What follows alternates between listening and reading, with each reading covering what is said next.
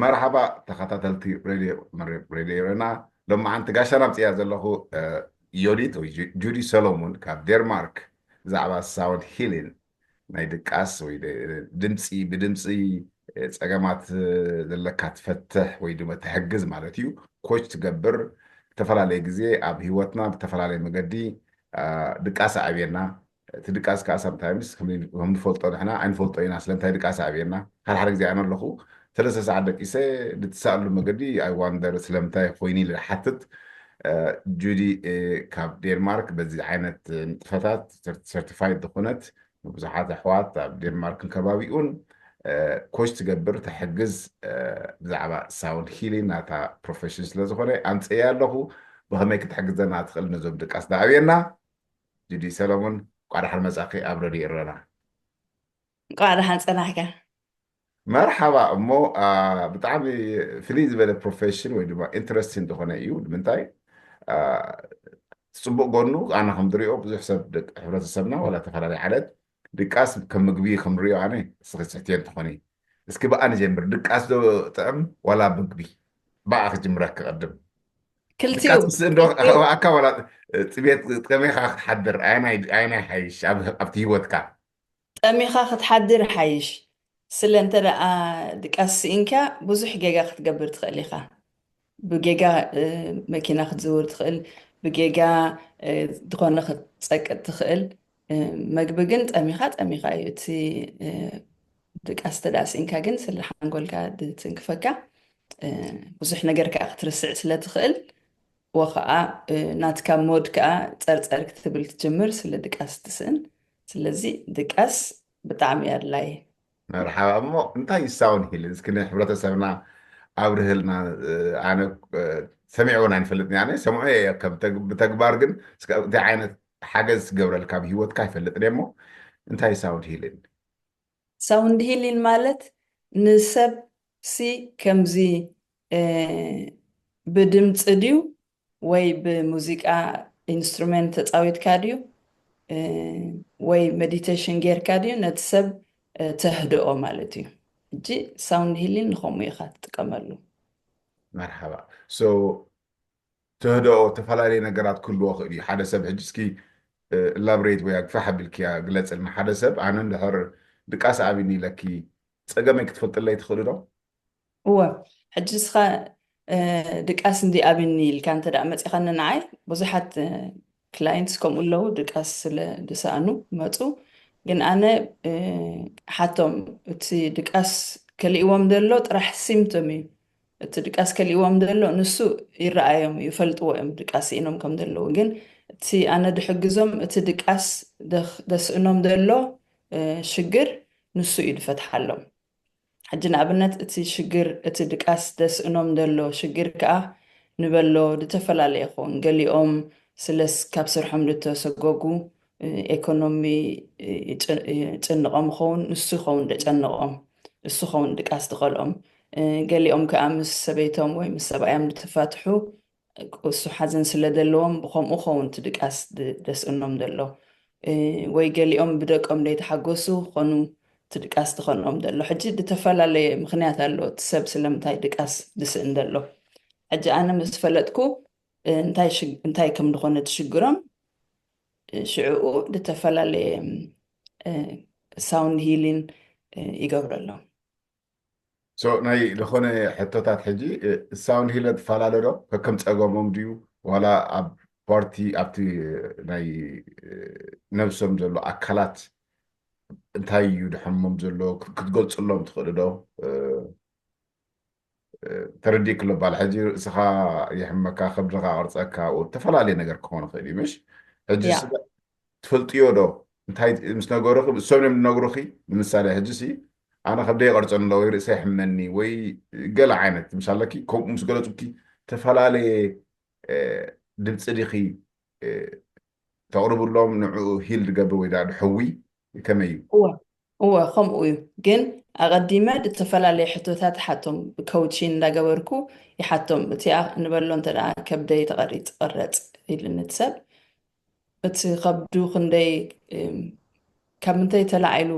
ቀርፆ ከም ዘሎ يحتو تفلالي حتى مسفلت كشعو اوكي اتا تقرص دلا سلا جيجا دبلا يكونن وي سلا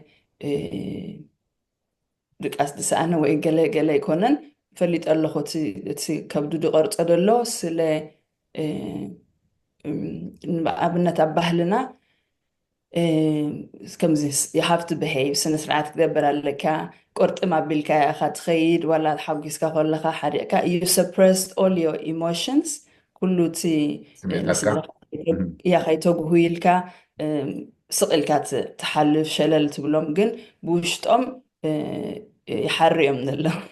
ውሽጦም ሓርዮም ዘለው ሕጂ እቲ ኣብ ከብዶም ቅርፀት ዝገብረሎም እቲ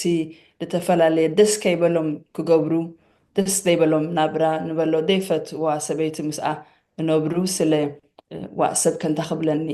ስድራይ ክሓዝኑ ዶ ደቀይ ከንታ ክብሉ ዶ ናይ ሰብ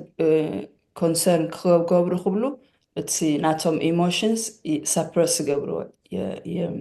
ሕጂ ንሱ ተኣኻኺቡ ይቐርፆም ሕጂ ኣነ ምስ ፈለጥኩ እሱ ከም ድኳኑ ትሽግሮም ምስ ፈለጥኩ ኣነ ዝተፈላለየ ድምፂ ይገብር ብናተይ ድምፂ ሕጂ እቲ ድምፂ ከዓኒ ከምዚ መጀመርታት ነብሶም ሪላክስ ገብሮም they calm down هدأ بس يعقصوا بلش قدام هو أقص قدم يا ثانك يو شعود فلالي ساوند يقبر نبلغ خمزي وي تخون وي زمرلهم دهدأهم مشالله شعو قسم دابلكو تفلالي ساوند يقبرلهم بدمت أي مالتيو قال لي أوت دمتات طعم كمزي د زخ زحلكا هو قال لي خاني يعري د صرصرم سله ما وش تقولوا تعلم ናይ ውሽጦም ደውፃእ ኣሎም هو ይገብሩ እቲ ሳውንድ ሽዑ ከምኡ ክገብር ከሎ ንሶም እንታይ ይኾኑ ከምዚ ንበሎ ኢሎም ከተንፍሱ ጅምሩ ስለ እቲ ተጨቢጡ ነበረ ሓዘን ወይ ሕርቃን ወይ ኣኪቦም ነበሩ እንዳፈትሓሎም ይኸይድ ሽዑ ከተንፍሱ ጅምሩ ማለት ከምዚ ኢሎም የተንፍሱ ريليس قبروا الله تي ሪሊዝ ገብርዎ شجرهم تاني حوشتهم كتوجعهم تاني حي هو ሕጂ ንሱ እውን ክኸውን ይኽእል እዩ ብዙሕ እንተ ደኣ ኣኪቦሞ ብዙሕ ዓመታት ንሱ እውን ድቃስ ክኸልኦም ይኽእል እዩ ስለ ደስ ዘይበሎም ናብራ ነብሩ ሻሎ ብትምህርቶም ብስርሖም ደም ደይተሓገሱ ወይ ብሓዳሮም ደም ደይተሓገሱ ወይ ብስድሮም ደም ደይተሓገሱ እቲ ደይተሓገስዎ ደስ ዘይበሎም ናብራ ክነብሩ ከለዉ ብውሽጦም ክስታይ ኣለዎም they are not satisfied مشالله مساعدة يكون هو أقصات هيكون حد نسون دقاس كخلهم قولي كده أمو أبسسي أنا دايس كم حبر أساسا من إحنا قلت اللي بزحنا نأكل بينا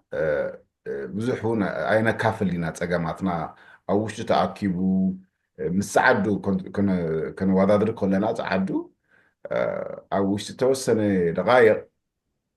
ملي هو تمام كلنا هو تم نقرأها هو حجي كمي تي نحنا عبزج تي تصبق صاغاتات كله خيريو حدا سبب عمناتك ጉዳይ መጽዩ عمناتك ኮችን መጽዩ ግን በተሓደ ወገን ከዓ ክመጽእ ክእል ዶ ንምንታይ ኦፕን ስለይነይ ንኸውን ቢካ ግልጽነት ጸገማት ስለ ዝህልወና ነው ቢከ ተፈጥሮ ከይኮነ ብባህሊ ሒዝናያ እውን መጻና ነገራት ኣሎ ሓደ ነገራት ወላ ውሽጥኻ ከምዚ ዓንተ ይገለጽክዮ ነውሪ እዩ እንተልካ ትዛረብ ከም ዲልካ ድበሃል ኣሎ ብኸመይ እሱ ትርእዮ ንዓና ጎዳኢ ዶ ሕጂ ኣብኡ ከኣቱም እንታን ፍልይ ከብሎ ያ ብጣዕሚ ንሱ ዝጎድኣና ብጣዕሚ ንሱ ንናትና ሰብ ዝጎድኣና ስለ ብከምኡ ዝዓበና ስቕበሊ behave yourself ከምኡ ይባሃልን እዩ ከምዚ ግበርኒ ዋ ሰብ ከይፈልጠልኪ ወይ ሰብ ከይርአካ ወይ all the time we worry ብዛዕባ ሰብ ከይብለና ሰብ ከይብለና ክንብል ኩሉ ቁርጥም ኣቢልናዮ ንኸይድ ግን ድበለፀ ኦፕን ኮንካ ሽግርካ ተትኻፈሎ ከምቲ ቆልዑት ከለኻ ምሽ ድኾነ ደስ ድበለካ ዳሕ ድበለካ ስቕኢልካ ትዛረብ ሽዑ ግን እቶም ስድራ ቤት ቀስ እንዳበሉ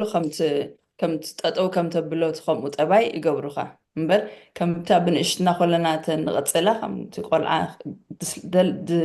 ከይሓበኡ ስክረት ከይገበሩ ጥራሕ ድኾነ ዝገልፅዎ ዋላ ተተሓጒሶም ገርፅዎ ወይ ተሓዚኖም ይበኽዩ ወይ ተጠምዮም መግቢ ሃብ እንብሉ ምሻሎ ከምኡ ጌርና ዓቤና ነርና እንተኾን ከምዚኦም ናይ ፀዓዱ ምኾንና ማለት እዩ ፍሪ ኮይና ትዛረብ ፍሪ ኮንካ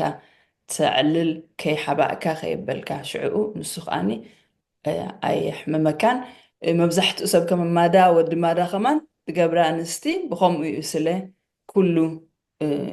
ብውሽጠን ስለ أوت سلسلة الحزام የስ مرحبا እዚ ኩሉ ሕጂ እዚ ብጣዕሚ ከም ትገልፅዮ ፀናሕ ክስኺ ሕጂ ናይ ብሓቂ ብፍላይ ብሕብረተሰብና ካብቲ ሓደ ጠቐስክዮ እዚ ማዳ ክህልወካ ከሎ ውሽጢ ስለትእክቦ ገለገለ ካብቲ ሓደ ሳይናት ወይ ድማ ምልክታት ናይ ውሽጢካ ክኸውን ይኽእል ተፈላለየ ክኸውን ይኽእል እንድዩ ክብሉ ንሰሚዕና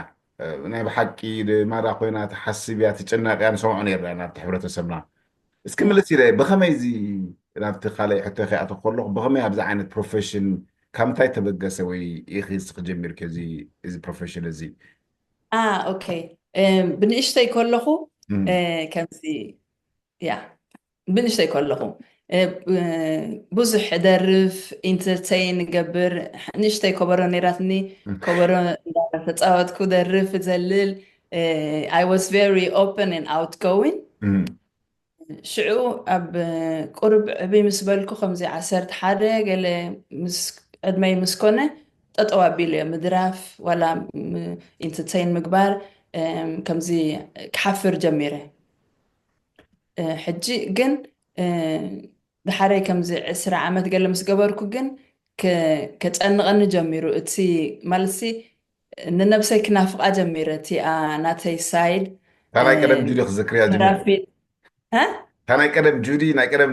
ዮዲት ክክርያ ጀሚርኪ ያ ንዓ ናፊቀያ ትደርፍ ትስሕቕ ትፃወት ኣውት ጎዊን ዝነበረት ንሳ ናፍቀያ ሕጂ ብውሽጠይ ከምዚ ሓዘን ስማዓኒ ነይሩ ከምዚ ከምዚ ወይ እዚ ኤክስ ፋክታ ምሽ ኣሎ ሙዚቃ ክፃወቱ ካልኦት ክርኢ ከለኹ ከምዚ ንብዓት መፃኒ ስለ I was yearning ከምዚ ስለምንታይ ኣነ ከምኡ ደይቀፀልክዎ እንታይ ስለ ድኾንኩ ሳደንሊ ጠጠው ኣቢለ ከምኡ ኢለ ካብኡ ተበገሰ ማለት እዩ ሽዑ ናይ ሳውንድ ሂሊንግ ገለ ምስ ረኣኹ ኣድቨርታይዝመንት ኢለ maybe I should try it ኢለ ተፈተንክዎ ሽዑኡ ፈትየዮ ተሰማሚዕኒ ማለት እዩ ፕላስ ከዓኒ ሪዛልት ርኢ ኣብ ናተይ ነብሰይ ከመይ ከም እንዳሓገዘኒ ሽዑ ኢለ ኦኬ እዚ ክመሃሮ ኣለኒ እዚ ተማሂረ ምእንታን ንካልኦት ሰባት ከዓኒ ክሕግዞም እሞ ምእንታን ንሶም ከዓ ከምዚ ፍሪደም ዝስምዓኒ ደሎ ሕጂ ከምኡ ምእንታን ክስምዖም ኢለ ካብኡ ጀሚረ ማለት እዩ ተፈላለየ ኮርስ ወሲደ ሰርቲፊኬሽን ወሲደ ናይ ሳውንድ ሂሊንግ ኮችንግ ቀፂለ ተፈላለየ ኮርስ ኤዱኬሽን ወሲደ ሽዑኡ ኢለ ኦኬ this is my path እዚ እዩ ናተይ ኣምላኽ ሂብን ዘሎ ዝጥበብ ንሱ ክቕፅሎ ኣለኒ ኢለ ብከምኡ ተጀመረ እዩ ናይ ባሓቂ ቀደም ጁዲ ድፈልጣላ ውዒቲ ገለ ይኮነትን ዘላ ሕጂ ዘፍ ድበለት ጁዲ እያ ማለት እዩ መሽ ዘፍ ድበለት ኮይና ግን she's living her passion ማልስቲ ከምቲ ድደልዮ ድነብር ዘለኹ absolutely ውዒ ከቢር ንሕሪእኽዮ ውዒ ድበለ ቆልዓ ጓልያ ወዲ እንዳዓበይ ክኸይድ ከሎ ካብ እንዳኾነ እዩ ዝኸይድ እቲ ዝሑል ወይ ድማ ክንሪኦ ከለና ሕብረተሰብና ወላ ብተፈላለየ ሕብረተሰብ እቲ ዝሑል ብንእሽትኡ ከዓ ኣነ ድረኣኽቦ ሰብ ነይሩ ኣብ ፋሚሊና ዳሕራይ ዝሑል ዝነበረ ዳሕራይ ድዋዓየ ሰብ ድረኣኽቦ ሰብ ነይሩ ገሪእኻ ብቆልዑ ከሎ ውዒ ዝነበረ ዳሕራይ ካብ እንዳኾነ ከምዚ ዳኣ ነይረ ይግበሃል ነይሩ ሞ ሶ ኣይ ክን ሲ ዳት ተኸታተልቲ ሪእረና ጁዲ ሰሎሞን ብዛዕባ ድቃስ ሳውንድ ሂሊንግ ድቃስ ከኣብየና ከሎ ብኸመይ ክንድቅስ ንኽእል ፀገምና ትፈልጠልና እንታይ እዩ ደየድቅሰና ዘሎ እንትብል ኢና መፅያ ዘላ ካብ ዴንማርክ ጁዲ ሰሎሞን ብቐፃሊ እውን እሞ እንታይ ዓይነት መተድ ሕጂ ደርፊ ትደርፊ ዶ ወይ መዝሙር ትዝምር ዶ ካብቲ ሳውንድ ሂሊንግ ኢንክሉድ ገብር ዶ ምስኡ ብደርፊን ብመዝሙርን ዋላ ተፈላለይ ሓሚን ሻለኪ ሓሚን ብትግርኛ እኳ ከምዚ ምቁዛም ዶ ክንብሎ ዋላ ከምዚ ዓንቲ ትብል ከምዚ ተረዲአክ እዚታት ተክኒካት ትጥቀምሉ ዶ እወ ብከምኡ እየ ድጅምሮ ኦኬ ሕጂ እቲ መጀመርታ ምስ እቲ ሰብ ክመፅእ ከሎ ሽግሩ ገልፀለይ ወይ ድቃስ ዲስኢኑ ወይ ዝኾነ ሽግሩ ምስ ገለፀለይ ክስታይ ይገብር ኦኬ ዝተፈላለየ ድምፂ ይገብረሉ ማለት ወይ ይዝምረሉ ምእንታን መጀመርታ እቲ ሰብ ምእንታን ሪላክስ ክገብር ሽዕኡ እቲ ዝተፈላለየ ድምፂ ከዓኒ ወይ ከምዚ ሃሚን ከምዚ እንዳበልኩ ወይ ከምዚ ንበሎ እንተደኣ ማማይ ቆልዓ ኣሎ እሞ ኣዲኡ ከተደቅሶ ከላ ምሽ መጀመርታ ከምዚ ኡሩሩ ሩሩ ገለ ትብለሉ ከምኡ ዓይነት ድዩ ክርዳኣና ከምኡ ዓይነት መጀመርታ ከምኡ ዓይነት መጀመርታ ስጋዕ እቲ ሰብ ክስታይ ሪላክስ ዝገብር ምሻ ኣሎ ሽዕኡ ዝተፈላለዩ ካልእ ድምፂ ይገብር ማለት እዩ እቲ ዝተፈላለየ ድምፂ ከዓኒ ካብቲ ገለፁለይ ትሽግሮም ምሻ ኣሎ እንተደኣ ያ ትሽግሮም ከመይ ጌርክ ፖይንት እታ ሽግሮም ዝገለፅሉ ክሲ ተፈለየ ድምፂ ዓይነት ትገብሪ ማለት እዩ እዚ ሕጂ ልርሊ ብከምኡ ምህሩኹም በቲ ኮችን ዋላ በቲ ትምህርቲ ዝኸድክዮ ሰርቲፋይድ ኮንክዮ ያ ብከምኡ ይምህሩና ስለ እቲ ኣናተይ ፊልድ እቲ ኣናተይ ሳውንድ ሂሊንግ ሜተድ the soul voice method እያ ትበሃል soul voice ከዓ ናይ እንታይ ይበሃል ናይ ናይ ውሽጥኻ ማለት እዩ ስምዒታት ናይ ውሽጥኻ እያ ሕጂ ኣነ እቲ ናይ ውሽጦም ሓዘኖም እቲ ናይ ውሽጦም ጭንቆም እቲ ናይ ውሽጦም ሕልሞም ዝደልይዎ ኩሉ ንሱ ይዝምረሎም ሰዲቃሎ ግን በቲ ሽግሮም ጀሚረ ከምዚ መጀመርታ ከምቲ ሩሩ እንዳበልኩ ምሽ ሪላክስ ገብሮም ከምዚ ኣዴኻ ሩሩ ኢላ ተደቅሰካ ማለት ኮምፈርት ገብረካ once they feel comfortable then I go ሽዑ ትኺለ ናብቲ ቀንዲ ትሽግሮም ድምፂ ይገብረሉ ማለት እዩ እቲ ድምፅታት ከዓ ዝተፈላለዩ ወይ ገሊኡ ሕርቃን ድዩ ወይ ብክያት ድዩ ወይ ሓዘን ድዩ እሱ ድምፂ ይገብረሎም ማለት እዩ ሽዑ መጨረሽትኡ ከዓኒ እቲ ሕልሞም እቲ ድደልይዎ ስለ ንበሎ እንተ ድቃስ ኢኖም ኮይኖም መፅዮምኒ እቲ ናቶም ሕልሞም እንታይ እዩ ፅቡቅ ምሉእ ለይቲ ደቂሶም ክሓድሩ ሕጂ ክውድኦ ከለኹ ነቲ ሳውንድ ሂሊንግ ሴሽን ከዓኒ እቲ ሕልሞም ከመይ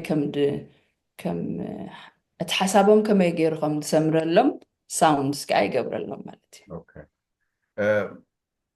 ኣባና ሕጂ ብብዝሒ ዝረአ ብፍላይ ኣብ ናይ ሓዘን ብዙሓት ሓዘን ክርከብ ከሎ ንነዊሕ እዋን ሰብ መፅኡ የተሓዘን ሕጂ እዚ ከም ሳውንድ ሂሊንግ ክትሓስብዮ ትኽእሉ ዶ ያ ደፍኒትሊ ግን ክስታይ ስለ ሳውንድ ሂሊንግ ካብ ብዙሕ ሽሕን ዓመታት ኢና ተጠቂምናሉ ሳውንድ ሂሊንግ ኩሉ ሰብ ኣብ ዝተፈላለዩ ትራይብ ብሕልፊ ኣብ ኣፍሪቃ ድዩ ኣብ ህንዲ ድዩ ኣብ ሳውት ኣሜሪካ እዚኦም third world countries we are still connected to our cultures ምሻሎ ሕጂ ንሱ ሳውንድ ሂሊንግ ካብ ቀደም ኢና ንጥቀመሉ ነርና ሕጂ ንኣብነት ንሕና ኣብ ናትና ካልቸርና ክስታይ እዩ ንበሎ እንተደኣ ሰብ ዝኾነ ሰብ ሞይቱ እሞ ክትበፅሕ ኮንካ እንዳሓዘን ወርሒ ሙሉእ እቲ ሰብ ኮፍ ኢሉ ድሓዝን ሕጂ ኮፍ ኢሉ ክሓዝን ከሎ ከዓኒ እቲ ሰብ ጎረባብቲ ድዩ መሓዙት ድዩ ገለ መለ ንሶም እዮም ኢንቻርጅ ንሶም እዮም መግቢ ዝሰርሑ እቲ ሰብ እውን መግቢ ሒዙ መፅእ ኢንተርቴይን ይገብሮም ገንዘብ ከማን ኣኪብካ ትህቦም እንታን ኣይሰርሑን እዮም ጥራሕ ጉዳይ ናይ ሓዘኖም እዮም ዝገብሩ they are in contact with their pain ሕጂ ንግሆ ተሲኦም ይበኽያ ምሽ ሰብ ክበፅሕ ክመፅእ ከሎ ከዓኒ ኩሉ ሰብ ዓው ኢሉ በኪ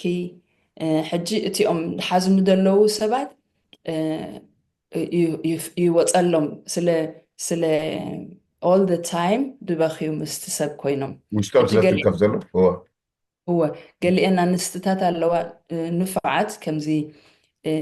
طبق تزاريبا دخلا كمزي ሆም ዓይነት ምሳሌ እንታይ هو ይበሃል እንዳገለፃ ግጥምታት እንዳገለፀ ሕጂ ንበሎ ሓደ ሰብኣይ እንተ ደኣ ሞይቱ እቲ ፅቡቕ ዶ እቲ ናቱ ሞያታቱ ከምዚ እንዲኻ ነርካ ከምዚ እንዲኻ ወዲ ዝዓዲ እንዲኻ ወዲ ገለ እንዲኻ ኢለን እቲ ናቱ ፀፅቡቕ ነገር ምሽ ይደርፋ ማለሲ እንዳበኸያ ይጠቕስኦ ሕጂ እቲ ሓዚኑ ዘሎ ሰብ ንበሎ ኣዲኡ እንተ ደኣ ኮይና ስጋዕ ከምዚ ኤይ እንዳበላ ምሽ በኸያ ስጋዕ ካብ ከብዶም ዝወፃሎም ሓዘን ከምኡ ምሽ በኸያ ሕጂ ንስ ከምኡ ክበኸያ ከለዋ እቲ ሓዘነን እቲ ኢሞሽንስ ትራፕ ዝነበረ እንዳፈኮሰለን እንዳኮነ ከይድ ሕጂ ሳውንድ ሂሊን ንጥቀመሉ ኢና ኣብ ናትና ካልቸርና ግን ከይሓሰብናሉ እዩ ግን ኣብኡ ሓደሓደ ግዜ ሪኦ ሕጂ ሶሪ ኣቋሪፀካ ሕጂ ቤሲክሊ ኣነ ነቲ ሰብ ሂል ክገብሮ ከለኹ ከምኡ እየ ዝገብረሉ ከምቲ እቲአን ኣንስቲ መፅአን ደፈላፍለአን ነቲአን ሓዚን ዘለዋ ደፈላፍለአን ከምኡ ኣነ ከዓ ትገብር እቲ ዲፍረንት ሳውንድስ ክገብሮ ከለኹ ከምኡ እዩ ቤስድ ኦን ንበሎ እቲ ንበላ ሓንቲ ሰበይቲ ሰብኣያ ስለ ዝገደፋ ሓዚና እንተ ዳ መፅያትኒ እቲ ሳውንድስ ክገብረላ ከለኹ ንከምኡ ትሪገር ዝገብራ ምሻ ኣሎ እቲ ብክያታ እቲ ሳድ ኮይና ዘላ ሓዚናቶ ዘላ ክተውፅኦ ትደልያ ያ ኣነ የውፅእ ኣላ ኣነ ደርፈላ ኣነ እቲ ድምፂ ገብር ሽዑ ንሳ ክትሰምዖ ከላ ትብል ሽዑ ምስ ወዳእና ትብለኒ መብዛሕ ኩላቶም እቲ ድምፂ ዝገበርክዮስ ናተይ ድምፂ ኮይኑ ተሰሚዕኒ ስለ ከምኡ ኣነ ድስማዓኒ ሓሳብ ክሓርቕ ከለኹ ወይ ክሓዝን ከለኹ ኢለን ሽዑ ፊድባክ ይሂባኒ ማለት እዩ ተደይካ እዚ ዳ ሞነ ናይ ባሓቂ ሰ ኣብ ጎረሮኺ ምስሓል ኣብ ድምፂ ብዙሕ ስራሕ ከድልየኪ ዋዲ ቴክ ነዚታት ክትገብሪ ድሕር ፕሮፌሽናል ትሰርሐ ኣለኽሲ it's like somebody singing all night long and then ተፈላለየ ኖት ክሃርም ተፈላለየ ኣለክምሽ ድምፅታት ከውፅእ ፕራክቲስ ናይ ክስታይም ክህልወክሎ ማለት እዩ ከመይ ይሰርሕ እሱ ከመይ እንታይ ዓይነት ቴክኒካት ወስድ ይወስኺ ማለት እዚ ቀሊል ኣይኮነ ዝገልፅዮ ዘለኺ ነናቱ ስምዒታት ረኺብኪ ብኸመይ ውፅኦት ናቱ ፀገማትን ትፈትሑሉ እንድሕር ትገብሩ ኣለኺ ንዑ እቲ ድምፅታቱ ነቲ ምስሓል ናይ ጎሮሮ ተፈላለየ ቃና ክተውፅሉ እውን ነብሱ ዝኻደ ስራሕ እዩ እንታይ ትጥቀሚ ሃው ድዩ ድወድ ንሱ መስለኒ ድሕግዘኒ ንዓይ እቲ ብንሽተይ ከለኹ ዝደርፎ ነበርኩ ሕጂ ግን ንኣኽርያ ዝነበርኪ ትርቢሽዮም ዝነበርኪ ተጠቕመክሎ ያ ኤግዛክትሊ ሕጂ እቲ ዝተፈላለየ ድምፂ ክገብሮ ከለኹ ከዓኒ because it's for the purpose of to help the person I don't get hurt ንዓይ ኣነ ከማን ይመሓርየ ዘለኹ at the same time እቲ ድምፂ ከምኡ ገይረ ንሰብ ክሕግዝ ከለኹ ንውሽጠይ ከዓ ሕገዝ ኣለኹ ስለዚ ኣይፅግመን እዩ very interesting ምንታይ ሓተክ ዘሎ ምስልኪ ዋላ ብደርፊ እውን ክትደርፍ ደራፋይ ንድሕር ኮይኑ ብጣዕሚ ቶም ንፉዓት ፕሮፌሽናል ደረፍቲ ሪሊስ መግበሪ እዩ ደርፊ መብዛሕትኡ ግዜ ስምዒታትካ ፍቅሪ ዝተፈላለየ ሓዘን ክትገልፅ ተደልየካ ዲኻ ገለ ኣጎስካ ክትገልፅ ያ እወ ኮኔክሽን ኣለዎ ምስ ደርፊ ምስ መዝሙር እውን ምሽ ማይ ራይት ሮንግ እወ እቲ ስምዒትካ ደኣ ተንኪፍካ እቲ ድምፂ ናይ ሓዘን ድዩ ዋላ ናይ ሓጎስ ድዩ እቲ ቀንዲ ላይ ዘሎ ከመይ ጌርካ ነቲ ሰብ ነቲ ስምዒቱ ትንክፎ ኣነ ከምኡ እየ ዝገብር ዝተፈላለየ ድምፂ ክገብር ከለኹ ናይቲ ሰብ ስምዒቱ ይትንክፎ ሽዑኡ እቲ ሰብ ክስታይ ይኸውን عرفت ركب ريليس تقدر اوكي صبوا مرحبا سبك نحر حاتتكي بفقر دقاس اي كالكون تيلكس انتاي سكنيش كان غيرنا بزح سبعات አለው فقرنا هذا قال دي دقاس خلعني دلومو قال مفتح له رب اسكي كافت تقم يونه قطيم كفلت ده وي فقرنا يودي لك نستيو خنا خلاين yeah man yes yeah that happens so نقاطميو ግን እቲ ድቃስ ዝኸልኦም መስለኒ እንተ ደኣ ማዕረ ደይኮነት ፍቕሮም እንተ ደኣ out of balance ኮይኑ እቲ ድቃስ ዝኸልኦም እምበረይ እንተ ደኣ ከምቲ ሳትፈትዎም ዝፈትዋ ኮይኖም كم تسم تفتوى من تدع خوينا أو فايس فيرسا شجر يلن عرف يوم تدع عرف يوم أوت بالانس كوينو شعو تصدق أسدسونو نخم أخ أنا أنت دا حجزهم كوينة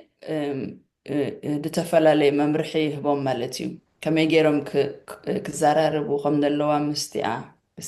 فتيوم ما دلوا قال ما قالوا فتياتهم دلا ودون خون خدي هو exactly كما يجيرهم approach قبرو خم دلوا ويك آخمتي بتقرنيا نبلو اتسي عغم اقرام كأخفلت لهم مالتي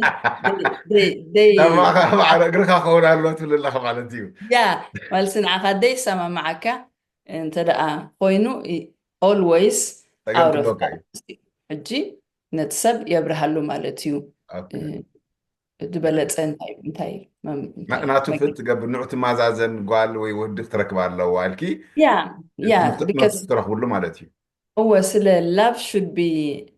enjoyed مالسي yeah love سي كقد أكاسي بلون سوق حقو سكالو قلنا قلنا فورها قول اكاونو بقى بير فورها واشتخا بقى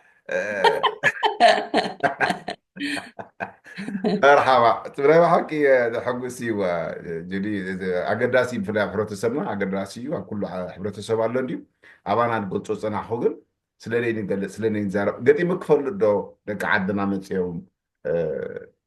دقاسي اني وي دقاسي اني وددي غان ستيتي يقت يا ماكرو يا يمصو شعو ግን ክዛረቡ ይደልዮም ትሽናቶም ሽግሮም اوكي نو ሕጂ شيرينج ኣነ ዝተፈላለየ ምሽ ሓቶም ሽዑ እንታይ ይፈርሑ ዋይ እዚኣስ ገለ ወፅያ ደኣ ንካልእ ከይትብለልና كيف نقرا ምሳሎ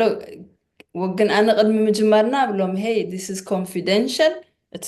ንሕና ንዘራረበሉ ብዚ توتوري ኣብ ደገ ኣይውፅኦን እየ ንስኻ እውን ኣይተውፅኦን ኢኻ ስለ ናይ ክልቴና ጉዳይ እዚ ፕላስ እዚ ድሕግዘካ ደለኹ ወይ ተፈላለየ ድሓተካ ደለኹ ስለ ክሕግዘካ ደለኹ እየ ወይ ክሕግዘኪ ስለ ደለኹ እየ ለጅምረሎም ግን ንሓንሳብ ሓንሳብ የስተባህለሎም ስለ ከምኣ ድለመዱ ብከምኣ ስለ ደዓበዩ ኖርማል ኣይኮነን ንዓኣቶም ትኽኢሎም ጥራሕ ከምዚ እንደ ኮይነ ሰብኣየ ከምዚ ገይርኒ ወይ ዓርከይ ወይ ብፍቅሪ ቀሪረ ወይ ገለ ክብሉ ኣይክእሉን እዮም ስለ it's deep rooted issue ናይ ባህልና ሽዑሎም ኣነ ኦኬይ እንተ ደኣ ክሕግዘካ ኮይነ ወይ ክሕግዘካ ኮይነ you have to be honest you have to open up yourself ኢለ እዩ ነግሮም ማለት እዩ مرح نزع تكون لك كابتي ناي بهلاوي دحزكا زولو غله نزع عينت نات كتقوموا لنحر كوني يخدل له وحافشيو يا مرحبا سكسس ريت حجي عبد قاطع مكناتكي كاستمركي وي كما عماولكي دموصو بزح لوط تري دو هيوتهم تفتح لهم يا حنسبيتي كانسر حزوا مصيا تني شعو كيمو جميرا نيرا at the same time شعو نابايك اتمص حجي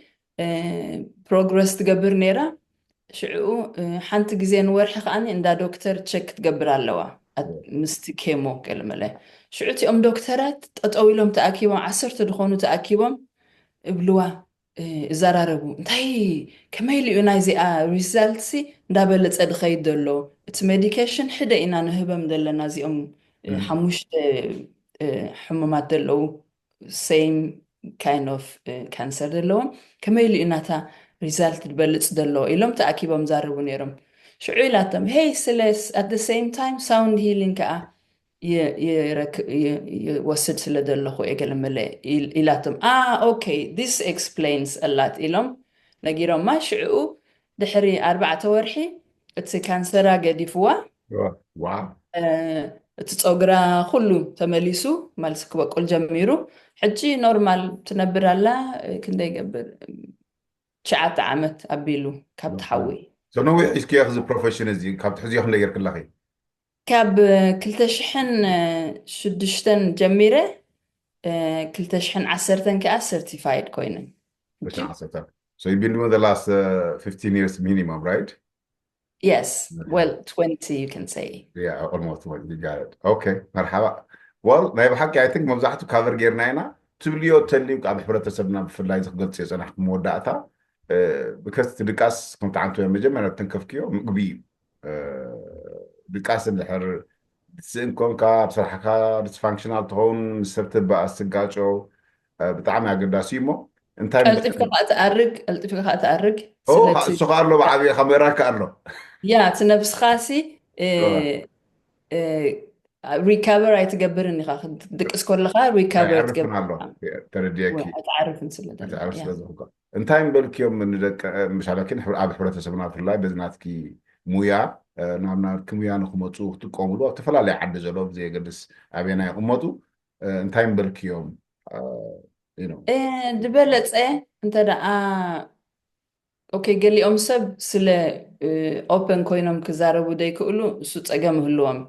ገሊኦም ሰባት ከዓ ሰብ ደይብሎም ህልው ግን ዝኾነ ኮይኑ እቲ ቀንዲ ኣገዳሲ ዘሎ ተደኣ ድቃስ ፅቡቅ ደቂሶም ክሓድሩ ኮይኖም ክፅሕፍዎ ክእሉ እዮም ትሽግሮም ሕጂ ንበሎ ከምዚ እዚኣ ዘሎ ከምዚ መፅሓፍ ኣሎ ምሸት ቅድሚ ምድቃሶም ኣፍታ ናይ ኮመደኒኦም መቐመጥዋ ሽዑ how was my day ምሻሎ ከመይ ነይሩ ሎም መዓልቲ እንታይ ደሐጉስ ነይሩ እንታይ ደይሐጉስ ነይሩ ኢሎም ኩሉ ይፅሕፍዎ ሕጂ ኩሉ እቲ ከጨንቆም ድወዓለ ወይ ናቶም ሳክሰስ ኣብቲ ኣብ መዓልቲ እቲኣ እንተዳ ፅሒፎም ሞ ይወፃሎም ማለት እዩ ከምዲ ተዛረብካዮም ሰብ ማለት እዩ ሕጂ እቲ ኣወ መፅሓፍ ግን እታ ምስጢሮም ትሕዘሎም ሕጂ ብከምኣ ኢሎም ግን دايري عينت هون على ما ادري كم دايري Yes. زحف Yeah. اوكي Yeah. اوكي صبق ግን እቲ ዳያሪ ኮይኑ ግን ክስታይ ብዘይ ፊልተር ምሻሎ ጥራሕ እቲ نتا خون كات مصحف ነፃ ኮይኖም ጥራሕ ፅሕፍዎ ሎም መዓልቲ ምስ ባስ ገዲፋት ንኸይዳ ወይ ማይ ስለ ድወቐዐ ሸተት ኢለ ወዲቐ እግረ ተሰይረዶ ወይ ገለዶ ቴሌፎነይ ትደዊላ ተሰይራ whatever ኩሉ ትደሎ ሽግር የውፅዎ እቲ ካልአይቲ ከዓኒ እቲ ናቶም ሞባይል 2 ሰዓት ገለ ቅድሚ ድቃሶም ከጠጠው ከብልዎ ከም ዘሎ ሞባይሎም እቲ ኮምፒውተሮም ዝኾነ ቴሌቪዥን ዋላ ገለ መለ መፅሓፍ ተንብቡ ድበለፀ ስለ ናቹራሊ ይደኽሙ እቲ ዓይኖም ደክም ሽዑ ድቅሱ ሰላም ገይሮም ድቅሱ እንተዳ ጆርናል ገይሮም ከዓ ከምዚ ኩሉ ስለ ድወፃሎም ሰላም ገይሮም ድቅሱ ካብ እቲ ኩሉ እንዳበፅበፆም ከሎ ድቅሱ very interesting actually that بالكيا تزعبه كم زي في اللعب حرات السبنا تقلت كيو بزح شر سلي نقبر كاب متصنع عد في اللي او توريد كات عبي خاب تصنع حاجه قرت اللي مستبهلون كستاي خون انجي توستوني خاطر قاتت جن تمصحف زبلكيو اقداسيو ولا مسوي تخاري 5 اي كاري خاب صراحه تبعيسكا مصحف ريليس تقبر الله خمالتي تي هو كله وصالك ولا تزارة تريد الكاخ دلا صحيح هو اوكي جريت دبلت انت دا بتصايلكا ወይ بتصاي تخلدكا ክትዛረቦ ትኽእል ዋላ ጻዓዱ ኹኑ እንተ ሰም ምሻሎ ዋላ ሓበሻ ኹኑ ተወጻልካ ድበለፀ እንተ ደይ ኮይኑ ግን በይንኻውን መዓልታዊ ከምኣ ተጌርካ ቅድሚ ምድቃስካ 2 ሰዓት ቀዲምካ ትጅምሮ ትኾነ ትፅሕፎ ሽዑኡ ተንብብ መፅሓፍ ከለመለ እቲ ናይ ኮምፒውተር ናይ ሞባይል ልትሽ ደሎ ከዓኒ ስለ يعرف كسايد قبرنا alert قبرنا خمسة يعرف دبارة برنا نص انت أطفينا يو تين عيننا natural دكم مرحبا سلا قدمي كل زي موبايل زي مودرن تكنولوجي خيكون خلو هيوت سب صحيك تبرق كلها يوتسع صحيك تكيد كلها دكس سلا شي نبرن شمعان نيرو eventually ግን እቲ ሰብ ናይ ናቹራል ሪትም እዩ ተኸቲሉ ድኸይድ ነይሩ ሕጂ ግን ስለለችሎ ዋላ ደኺምካ ከለካ እታ ልጅ ተዳወሊዕካ ባዒሉ ናትካ ብሬን ይነቅሕ ሕጂ ብከምኡ እቲ ድቃስና ፕሉስ ከዓ ቢዚ ኮይንና ክንሰርሕ ሕጂ ከዓ ድገደደ ሶሻል ሜድያ ናብቲ ኣኽጥውቕ እቲ ሰብ ቢዚ ኮይኑ እቲ ድቃስ ሽዑኡ ብከምኡ እዩ ድኸልዎ ደሎ ناي بحكي everybody knows this no that's very good نطبن بصبوق ناي مودعتا مزازمي يبكنا تي اقداس ነገር ድዩ ከም ትጠቀስኪዮ እቲ ክትገብሮ ትኽእል ብዓቕምኻ ምግባር እዩ ዝተረፈ ናይ ብሓቂ ድጎደለ እንተልዩ ዕድል ክበኪ ክትምልእ እዮም ዝኾነ ነገር ትብልዮ ነገር ተልኪ ወይ that I messed up people should know ትብልዮ ስስ ብፈልጠሎ ትብልዮ ነገር ተልዩ ናባኺ እየ ተዘይኮይኑ ግን ናይ ብሓቂ ለመስክነኪ ثانك يو يقنلي ማለት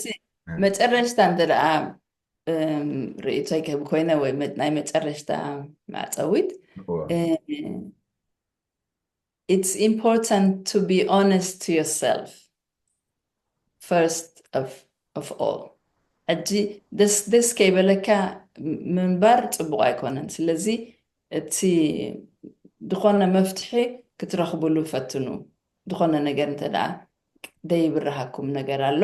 ደስ ደይብለኩም ነገር እንተ ደኣ ኣሎ ብሂወትኩም ስራሕ ድዩ ወይ ትምህርቲ ድዩ ሪሌሽንሽፕ ድዩ